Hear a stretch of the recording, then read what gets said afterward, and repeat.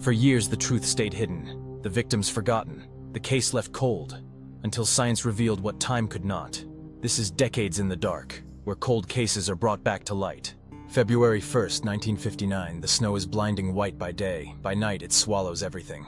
9 Soviet hikers crowd inside a canvas tent pitched awkwardly on the wind-blown slope of a remote Ural peak known to the native Mansi as Kolat Dead Mountain. They are students, engineers, young and strong. They laugh, eat a last meal, and jot down notes in their expedition diaries.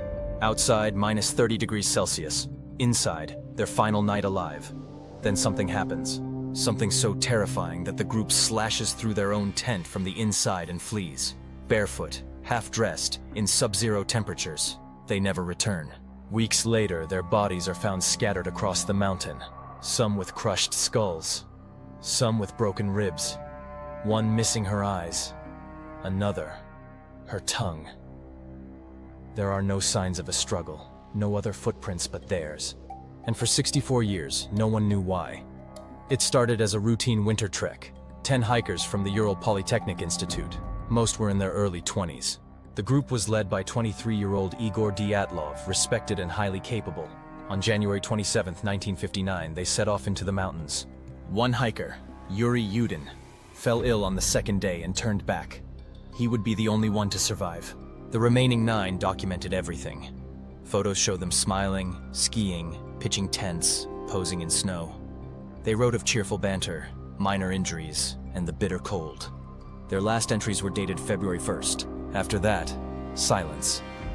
The group was expected back by February 12th. When they didn't arrive, families demanded a search.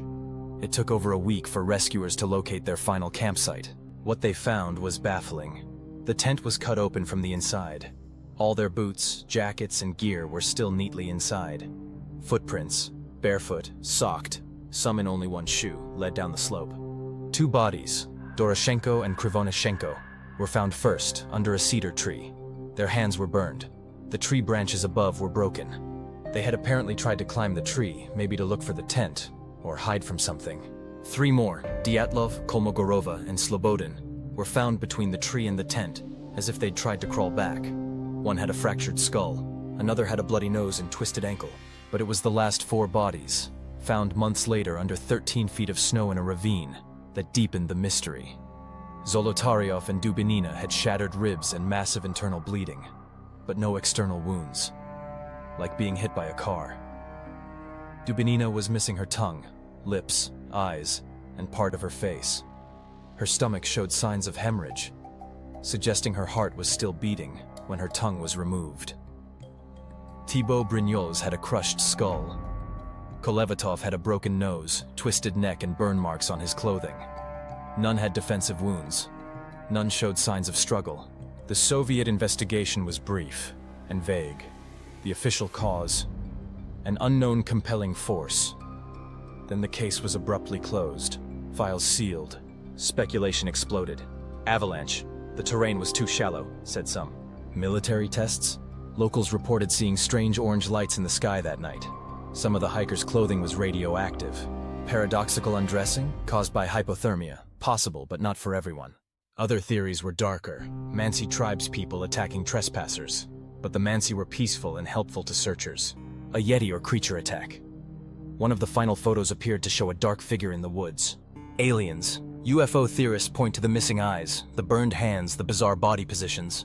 In 2021, scientists from Switzerland and Russia published a groundbreaking study using advanced snow simulations, computer modeling, and biomechanics.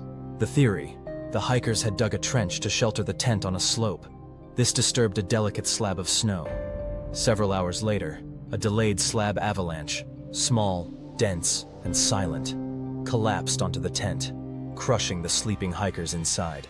The panic was immediate. Some were injured. The rest slashed the tent and fled into the night without time to dress. As they scattered, 2 froze to death under the tree after trying to light a fire. 3 died from exposure while crawling back. The final 4 fell into a snow-covered ravine, breaking bones on impact and being buried alive. As for Ludmila's tongue and eyes, they tried to say it was likely the result of post-mortem decay and animal scavenging. Autopsy results revealed hemorrhaging in her eye sockets and mouth, bleeding, swelling, tissue damage, all signs of circulation and life at the time of injury. Lyudmila hadn't been mutilated after death. She had suffered those injuries while she was still alive. Whatever happened in the snow that night, it was violent, it was terrifying, and it defied every logical explanation. The radiation? Likely from a thorium lantern mantle, common in camping gear of the time. The 2021 avalanche theory answers many questions, but not all. Why did Soviet investigators seal the case? Why was Zolotaryov found with a camera around his neck, not in the official inventory? Why were two victims wearing clothes taken from others, suggesting they outlived their friends? Even today, many refuse to believe the avalanche theory, clinging instead to the allure of cover-ups, secrets, and the supernatural. Yuri Yudin, the only survivor, spent the rest of his life haunted by questions. He said, "If I had a chance to ask God just one question, it would be, what really happened to my friends that night?" In 2013, he died without ever knowing. But now, science may have finally brought us as close to the truth as we'll ever get. This is Decades in the Dark, where science brings the past to light. Subscribe for more stories where justice never expires.